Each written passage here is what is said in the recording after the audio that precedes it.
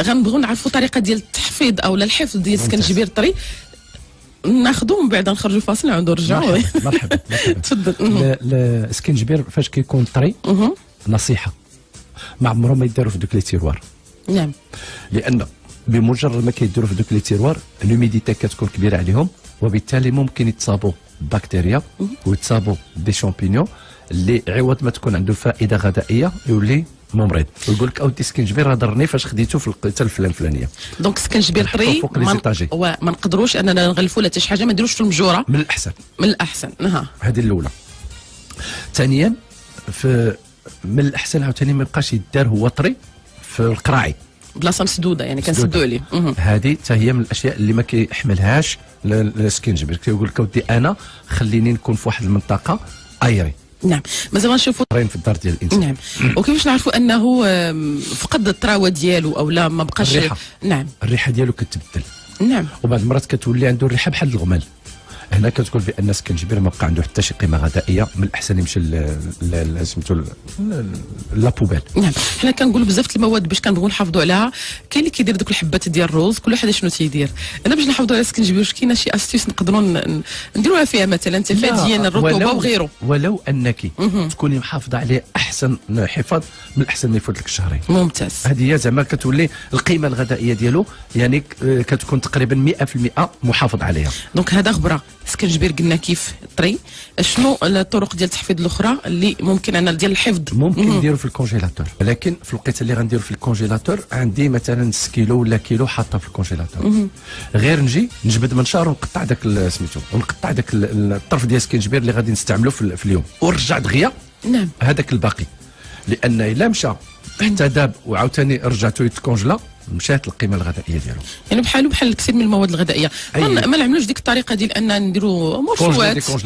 لا مرسوات صغار للاستعمال. لا هو ما يمكنش تقطعوا الجذور ديالو، لان الا قطعتيه بعض المرات كيكون واحد الانزيمات يبداو يتفاعلوا. نعم. ولو في درجه ديال الحراره اللي كتكون ضعيفه. نعم. اللهم في الوقيته اللي غادي نحتاجوا نخرجوا بسرعه ونقطعوا بالنشار ونرجعوا للكونجيلاتور ونخلي الاخر اللي غادي ناكل هو اللي غادي يديكونجلا ومن بعد نستعمل. حيت سولتك هذا السؤال حيت بزاف الناس غيسمعونا يقول لك علاش انايا ما نقطعش مرسوات ونحطهم. دونك عطيتينا الجواب. هذه كدار اللحام ودار الحوايج اخرين اللي ممكن ان نديروها. مي السكنجبير عنده هذه الخاصيه هذه، تيقول لك من الاحسن قطعني ورجعني. زوينه قطعني ورجعني. دونك هذه الطريقه ديال كيفاش نحفظوا السكنجبير سواء كان طري، وكذلك شفنا حتى البودره. غنوقفوا عند هذا القدر ياك. زيد الحلقه الماجيه غنكملوا ما الى ذلك. عندك شي حاجه عندك نكمل باقي جوج ديال هذا يلا غير باش نجاوبوا غير الاسئله باش ما يدركناش الوقت. لا كذلك في الوقيته اللي نبغي نيبس سكنجبير نقدر ناخذوا خضر ونقطعوا ومن بعد نديروا على شكل دي ونحطوه في الفران ديالي. غير من بعد ما نسالي الطياب في الفران وداك الشيء نخليه شويه محلول ونخلي داك الصهد ديال الفران يبقى عليه حتى كيبسو. ومن بعد كندوزو الخلاط الكهربائي يطحنوا ليا وكنحطو نديرو في القرعه ديالي بالطريقه العاديه. لكن اللي مطلوب وهو انه جوج الحوايج، يا اما ندوزو يغلى شويه باش ما دوك سميتو ما يطلقش لي بورجون ديالو، يا اما نقشرو. نعم. الا قشرته راه ما عمره ما يعني ما يطلق لا ما لا حتى حاجه لا والو. يعني غيبقى ديك البودره ديالو ممكن انني نصاوبها ليه بدون مشاكل. ثم كاينه هذه طريقه اخرى وعجيبه جدا، وهي انني كنشد يعني سكنجبير خضر ونقطعوه على شكل دي او لا مرسويات وكنديرهم في العسل. نعم. راه لما كديروا عاوتاني في العسل القيمه الغذائيه، ولما كتنشفوا وديروا هذا كيولي بحال دوك الحلويات اللي كيكونوا بالريغليز.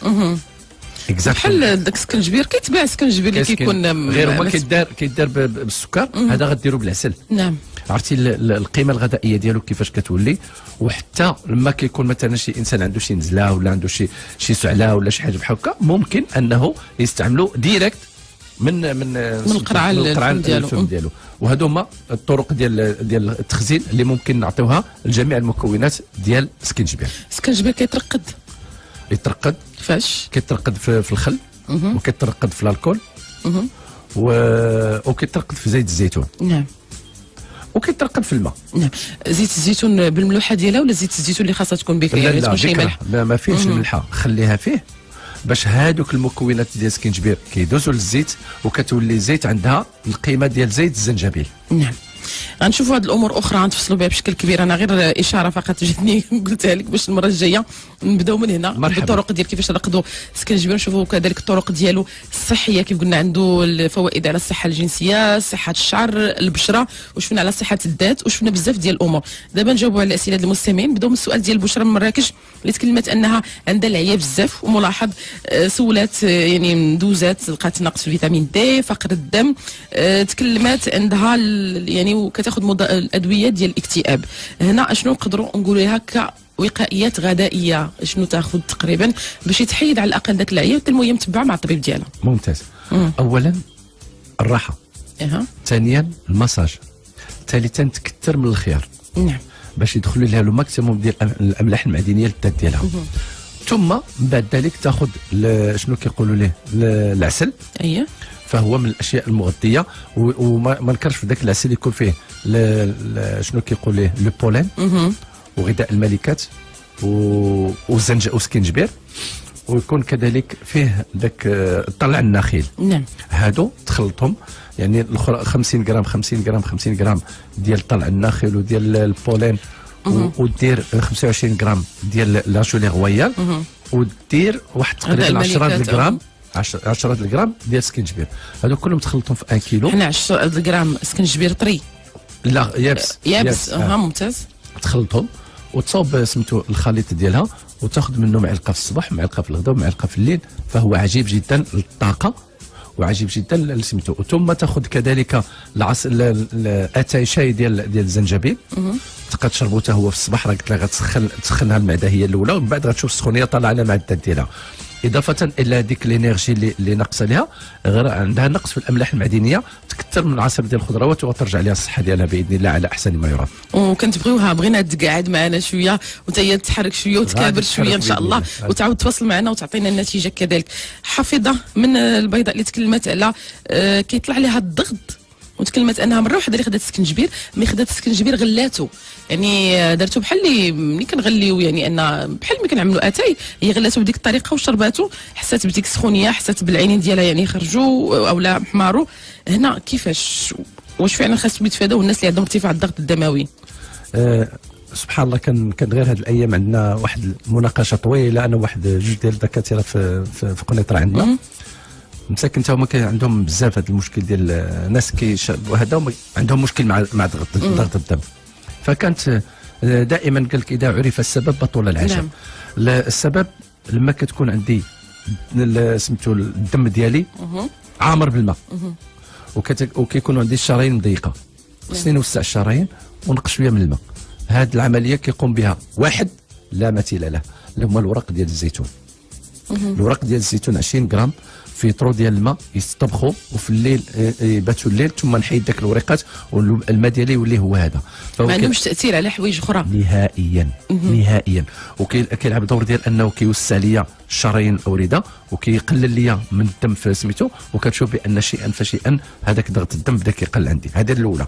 ثم كناخذ جيكو بيلوبا، كيسرح لي الدوره الدمويه كامله من الراس حتى الرجلين. وكناخذ زيت السمك حتى هو كيلعب دور ديال انه كيساهم في تليين الجدار ديال الاورده والشرايين، وكذلك كيساهم في نقص المستوى ديال ضغط الدم. وهذه تجارب ماشي ديال واحد، ماشي ديال بل عدد كبير من الناس اللي كانوا كيتبعوا معايا الوصفات الغذائيه ديالهم، والحمد لله كان هناك نتيجه عجيبه وعجيبه جدا. الكيفيه ديال السكنجبير بالنسبه للناس اللي عندهم ارتفاع الضغط؟ سكنجبير دائما غتاخذ معلقه صغيره ودير فيه الماء سخون وتخليه مده ديال 10 دقائق وتصفي. ما كاين لا غليان بالنسبه للناس اللي عندهم مشكل ديال هذا، ما يغليوه ما والو، ولكن في التحضيرات ما ياخذوش الاشياء اللي كتجري لهم الدم. نعم. هذه اللي خصهم يحذروا منها. نعم. نمشيو للسؤال ديال سميه من السطات اللي تكلمت انه كيطلع لها حتى هي تكلمت على ارتفاع ديال الضغط وكذلك السكنجبير، وتكلمت على الاخت ديالها اللي عندها التهاب في الحلق، خدات الادويه وكل شيء، تحاليل كيخرجوا كل شيء مزيان، قال لها غير عندك التهابات في الحلق ان تتباح وتمشي لها الصوت. هنا شنو تمشي تعطيها كوقايه غذائيه؟ تاخذ معلقه صغيره ديال الخرقوم البلدي مع معلقه صغيره ديال زيت الكوكو، هذاك غيكون يابس بحال الزبده، غتخليه يسخن شي شويه وتخلط هذه مع هذه، وتاخذ 3 المعالق يوميا الصباح وفي الغداء وفي الليل. فهذه غير المثابره عليها غتنقص لها من الالتهابات اللي كاينه في الذات كامله، خاصه في الحلق. بالنسبه للادريس الادريسي اللي تكلم انه قطع التدخين، بغى مواد اللي تقدر تنقي الذات ديالو من النيكوتين اولا من هذه الماده. الادريسي انا كنطلب منه يصوم ليا الاثنين والخميس. ممتاز. فهو احسن منقي للذات كامله وخاصه الرئه. ثم هذاك شنو كيقول اللفت اللي عنده موف من الفوق وبيض من التحت. نعم. يوميا من الصباح للصباح على الريق يديروا مع الماء على شكل عصير ويحليه بالعسل ديال الاوكاليبتوس، ويدير اماساج في الصدر ديالو على الاوكاليبتوس واماساج في الظهر ديالو على الاوكاليبتوس بالزيت ديال الاوكاليبتوس، وهذاك الزيت ديال الاوكاليبتوس يزيد فيه لي زويل اسونسيال ديال الاوكاليبتوس.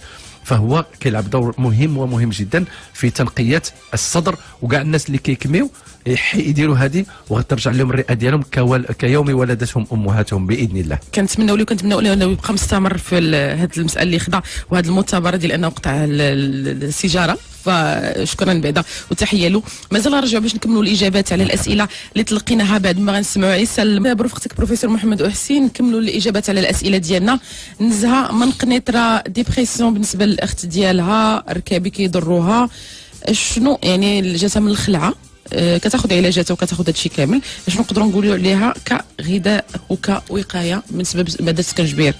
احسن سميتو طريقه لهاد الناس هادو السكنجبير. بعدا اولا هذه ممكن تاخذها بدون مشاكل باسكو هي غتسرح لها الدوره الدمويه وتوصل لها جميع العناصر الغذائيه. تاخذ العصير الخضروات فهو مفيد للركابي ومفيد هذا المشكل ديال الغضروف اللي كيكون ناقص. ثم كذلك البروبيوتيك. البروبيوتيك هو الدماغ الثالث اللي كيكون عندنا في الجسم ديالنا.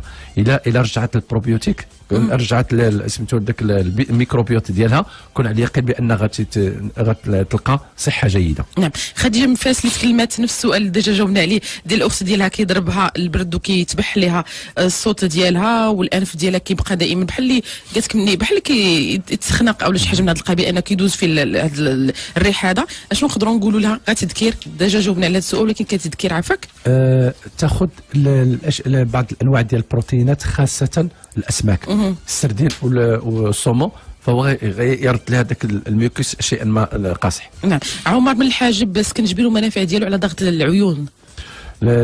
زائد السمك زائد سميتو زائد جينكو بيلوبا. بالنسبه للكاتغذيه، اسيا من الخريب قال لي الام ديالها كيضروها ركابي، قالت لك واحد العظيم خرج لها، تكلمت انا قال لها عندك البروده المنافع. البروده احنا دوما تنتكلموا على التغذيه. شوف كاين عندنا ذاك الحمام البارد زائد الاملاح المعدنيه تكون كما تكلمنا عليها قبل قليل سميتو بالخيار والعصير ديال الخضروات، وتاخذ الخرقوم البلدي مع زيت الكوكو. نعم. السكنجبير والريجيم. سكنجبير والريجيم. سكنجبير ممتاز العجيب للريجيم، فتاخذ معلقه صغيره في الصباح مع نص حامضه في الماء في الصباح وفي الليل قبل ما تنعس بنص ساعه، فغتلقى النتائج عجيبه. بالنسبه للحموضه وغيره واش السكنجبير ممتاز؟ لا الحموضه لها العصير ديال البربه وكذلك الخل ديال التفاح معلقه كبيره في كاس الماء. نعم. بالنسبه للسؤال ديال محمد نئيت ملول، تكلم كيداوي على البروستات وتكلم على السكنجبير كغذاء وقايه. السكنجبير كيلعب دور ديال انه كيسرح القنوات ديال الذات كلها، خاصه سميتو القنوات ديال البروستات، فهو مفيد. نعم. حسنا السكنجبير واش يساعد فعلا على الحمل؟